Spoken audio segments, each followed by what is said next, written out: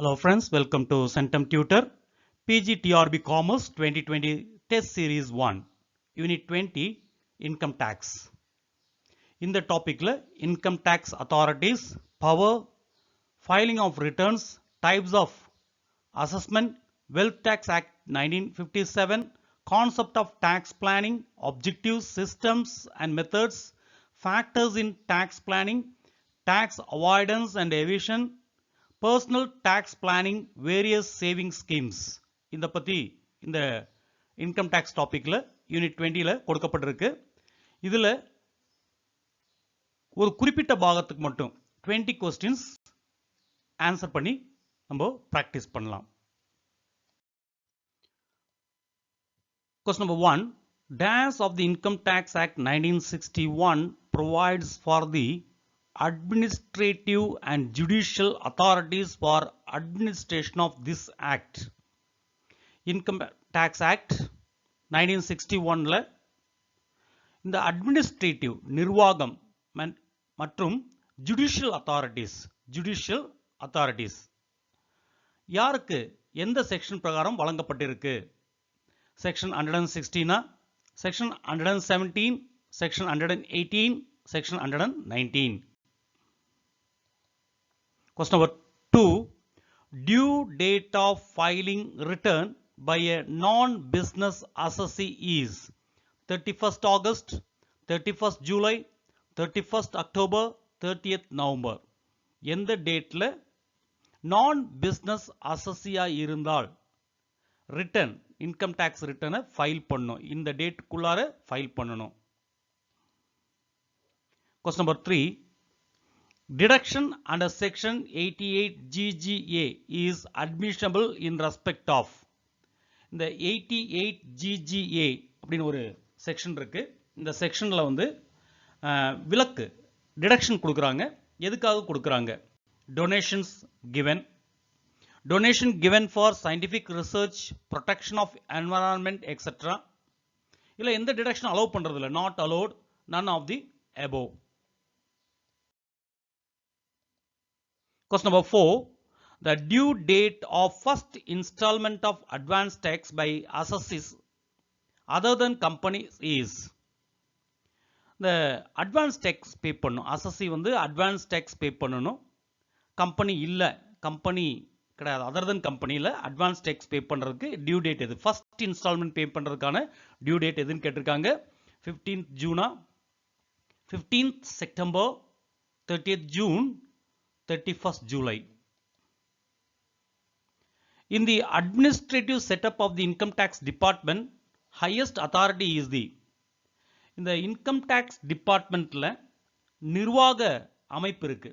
இந்த நிர்வாக அமைப்புல அதிக அதிகாரமிக்க ஒரு அமைப்பு எது? அதிகாரமிக்க ஒரு பொசிஷன், ஹையஸ்ட் அத்தாரிட்டி எது அப்படின்னு கேட்டிருக்காங்க. பிரின்சிபல் டைரக்டர் ஜெனரலா, பிரின்சிபல் கமிஷனரா, இல்ல சென்ட்ரல் போர்ட் ஆஃப் டைரக்ட் டாக்ஸஸா, இன்கம் டாக்ஸ் ஆபீசர்ஸா? இதுல யாருக்கு ஹையஸ்ட் அத்தாரிட்டி, அதிக அதிகாரம் படைத்த ஒரு பதவி எது, அமைப்பு எது அப்படின்னு கேட்டிருக்காங்க. Question number 6, section 132(1) empowers authorities authorized to issue orders regarding search and seizure. இந்த சீஸ் பண்றதுக்கும் சர்ச் பண்றதுக்கும் ஆர்டர் கொடுக்கிறதுக்கு அதிகாரம் யாருக்கு வழங்கப்பட்டிருக்கு? செக்ஷன் 132(1) பவர் 1 பிரகாரம் யாருக்கு இந்த அதிகாரம் வழங்கப்பட்டிருக்கு? டைரக்டர் ஜெனரலுக்கா, கமிஷனருக்கா, ஜாயிண்ட் கமிஷனருக்கா, ஆல் தி எபோவா? Question number 7. Permanent account number PAN is an alphanumeric code having dash characters. The permanent account number பார்த்திருப்பீங்க, PAN கார்டில் பார்த்திருப்பீங்க. அது ஆல்ஃபா நியூமரிக் கோடா இருக்கும். அது கொஞ்சம் இங்கிலீஷ் லெட்டர்ஸும் கொஞ்சம் நம்பர்ஸும் இருக்கும். அதில் மொத்தம் எத்தனை கேரக்டர் இருக்கும்? 10, 8, 12, 16. Question number 8. Who cannot file return via EVC? EVC வழியாக ரிட்டனை ஃபைல் பண்ண முடியாது. யாருக்கு ஃபைல் பண்ண முடியாது? இந்த இவிசி அப்படின்றது electronic verification code. Electronic verification code வழியாக யாருக்கு ரிட்டன் ஃபைல் பண்ண முடியாது? Person whose accounts are required to be audited under section 44AB அந்த personsக்கா? இல்ல political parties filing return of income in ITR 7 இல்ல companies, all the above. யாருக்கு file பண்ண முடியாது? EVC வழியா, அதாவது எலக்ட்ரானிக் வெரிஃபிகேஷன் கோடு வழியா யாருக்கு ரிட்டர்ன் ஃபைல் பண்ண முடியாது? Question number 9. Every person shall be liable to pay advance tax during a financial year where the amount of such tax payable is rupees 5,000, more than rupees 5,000, rupees 10,000 or more, or rupees 5,000 or more. எந்த person advance tax pay பண்ணும்? financial yearல advance tax pay பண்ண வேண்டிய நபர் யார்? அவருடைய tax வந்து 5,000 இருந்தாலா, இல்ல more than 5,000 இருந்தாலா, இல்ல rupees 10,000 or more, இல்ல 5,000 or more? எந்த tax payable எந்த amount இருந்தால் ஒரு நபர் advance tax pay பண்ணணும்? Question number 10. The Central Board of Direct Taxes at present have dash members beside the chairman. The Central Board of Direct Taxes ல, அதாவது CBDT ல at present இப்போ எத்தனை members, எத்தனை உறுப்பினர்கள் இருக்கிறாங்க சேர்மனை சேர்த்தாம? 4, 6, 5, 8. Question number 11. The Central Board of Direct Taxes CBDT functions comes under the control of RBI, Ministry of Finance, Ministry of Commerce, all the above. இந்த central board of direct taxes உடைய செயல்பாடுகள் அனைத்தும் யாருடைய கண்ட்ரோல்ல வரும்? யாரோட கட்டுப்பாட்டின் கீழ் வரும்? ரிசர்வ் பேங்க் ஆஃப் இந்தியாவோட கட்டுப்பாட்டின் கீழ் வருமா, இல்ல மினிஸ்ட்ரி ஆஃப் ஃபினான்ஸ் நிதி அமைச்சகத்தின் கீழ் வருமா, மினிஸ்ட்ரி ஆஃப் காமர்ஸ் வணிக துறை அமைச்சகத்தின் கீழ் வருமா, இல்ல all the அபோவா? Question number 12. Form number ITR 1 Sahaj is applicable to. இந்த ITR 1 யாருக்கு பயன்படுத்த முடியும்? இந்த form ITR 1 return income tax return file பண்றதுக்கு இந்த ITR 1 ஃபார்மை யார் பயன்படுத்த முடியும்? Individuals and Hindu undivided families HUFs not having income from business or profession. Individuals has income from capital gain. Individual being resident having income from salary or pension. Individual has total income exceeding rupees 50 lakh. இதுல யாருக்கு வந்து ITR 1 பயன்படுத்த முடியும்? Question number 13.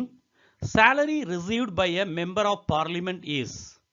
member of parliament MP இருப்பாங்க, member of parliament, அவங்களுடைய salary exempt from tax, taxable as salary income, taxable as income from other sources, none of the above. ஒரு member of parliament எம்பிக்கு கொடுக்கப்படுகின்ற சம்பளம் வந்து எந்த டாக்ஸும் பே பண்ண வேண்டாம், இல்ல சேலரி இன்கம் அப்படின்ற தலைப்பின் கீழே டாக்ஸ் பே பண்ணணும், இல்ல அதர் சோர்சஸ் பிற வழிமுறைகள் மூலமா பெறப்படுகின்ற வருமானத்தின் தலைப்பின் கீழே நம்ம டாக்ஸ் பே பண்ணணும். இது எதுவுமே கிடையாது. இதுல எது சரியானது? Question number 14. Value of rent-free accommodation in case of government employees shall be taxable up to. ஒரு கவர்மெண்ட் எம்ப்ளாயிக்கு, ஒரு அரசு ஊழியருக்கு ஃப்ரீ அகாமடேஷன் கொடுத்துருக்காங்க. ரெண்ட் ஃப்ரீ அகாமடேஷன், அதாவது வாடகை இல்லாத ஒரு இருப்பிடம், வசிக்கும் இடம் கொடுத்துருக்காங்க. அதுக்கு டாக்ஸ் எவ்வளோ பே பண்ணும்? 10% ஆஃப் சேலரியா, 20% ஆஃப் சேலரியா, 30% ஆஃப் சேலரியா, இல்ல லைசன்ஸ் ஃபீ ஃபிக்ஸ்ட் பை கவர்மெண்டா? Question number 15. An individual who wants to be a resident of India must stay in India for at least under section 6(1)(a) பிரகாரம் 180 days, 182 days, 730 days in 4 previous years, 365 days. ஒரு individual, ஒரு தனிப்பட்ட ஒரு நபர் resident of இந்தியாவா இருக்கணும்னா under section 6(1)(a) பிரகாரம் இந்தியால எத்தனை நாட்கள் இருந்திருக்க வேண்டும் அப்படின்னு கேட்டிருக்காங்க. 180 டேஸா, 182 டேஸா, 730 days in 4 previous yearsா, 365 daysா. Question number 16. Concealment of income or false claims to reduce tax liability are called tax evasion, tax planning, tax avoidance, tax management. இந்த 4 விஷயங்களை பத்தி நீங்க தெரிஞ்சிருக்கணும். tax evasion என்ன, tax planning என்ன, tax avoidance என்ன, tax management என்ன. இந்த மெயினான இந்த டாபிக், இந்த யூனிட் 20 உடைய டாபிக்ஸ் இதுதான். இதை பற்றி உங்களுக்கு டீட்டெயிலாக தியரிட்டிக்கலாக என்னுடைய வீடியோஸில் அப்லோட் பண்ணியிருக்கேன். நீங்கள் யூனிட் 20ல் பிளேலிஸ்ட்டில் போய் சென்டம் டியூட்டர் சேனலில் பிளேலிஸ்ட்டில் போய் யூனிட் 20ல் போய் சர்ச் பண்ணுங்கள். இந்த tax evasion, tax planning, tax avoidance, tax management பற்றியெல்லாம் எக்ஸ்பிளைன் பண்ணியிருக்கேன். அதை பார்த்தா உங்களுக்கு என்ன விஷயன்றது புரியும். இப்போது வருமானத்தை மறைக்கிறது இல்லைன்னா தவறான விஷயங்களை கொடுத்து நம்மளுடைய டேக்ஸ் லயபிலிட்டியை, வரி பொறுப்பை குறைக்கிறதுக்கு என்னன்னு பேர்? டேக்ஸ் எவிஷன் பேரா, வரி ஏய்ப்பு, டேக்ஸ் பிளானிங், இல்லைன்னா டேக்ஸ் அவாய்டன்ஸ், டேக்ஸ் மேனேஜ்மெண்ட், இதில் எது சரியானது? Question number 17. Rate of standard deduction under section 24 is. Under section 24ல ஸ்டாண்டர்ட் டிடக்ஷன் அப்படின்னு சொல்லி கொடுக்குறாங்க. எத்தனை சதவீதம், என்ன ரேட்டு? 1/5 ஆஃப் NAVயா, 1/4 ஆஃப் NAVயா, 30% ஆஃப் NAVயா, 20% of NAVயா?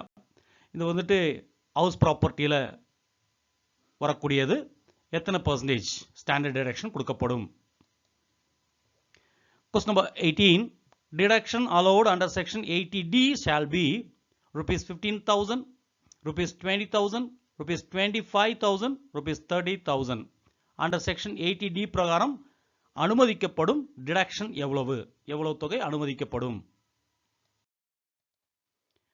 Question number 19.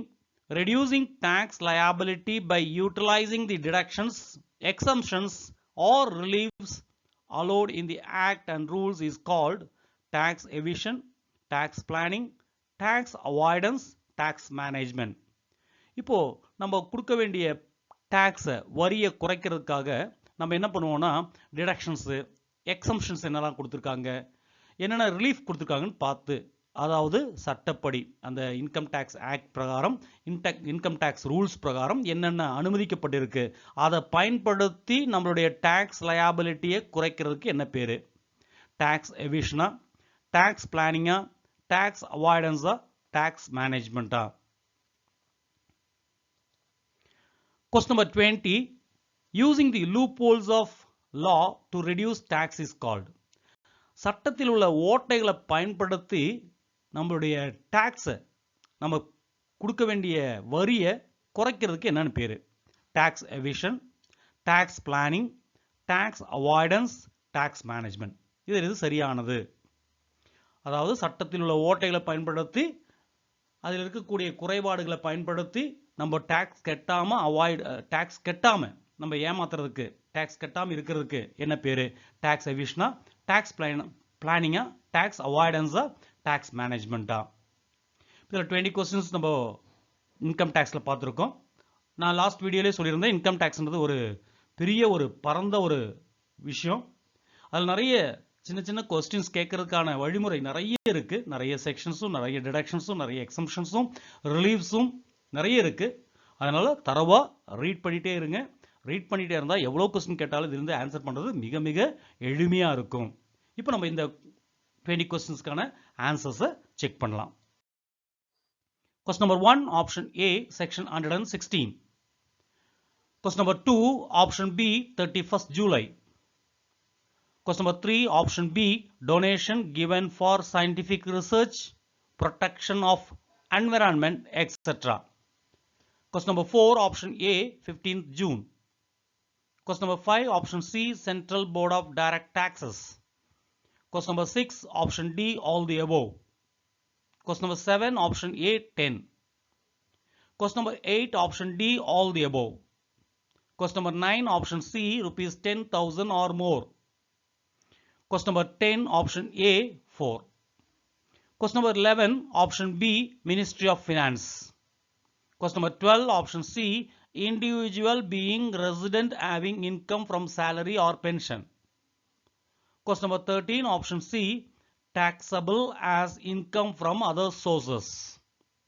Question number 14, option D, license fee fixed by government. Question number 15, option B, 182 days. Question number 16, option A, tax evasion. Question number 17, option C, 30% of NAV. Question number 18, option C, rupees 25,000.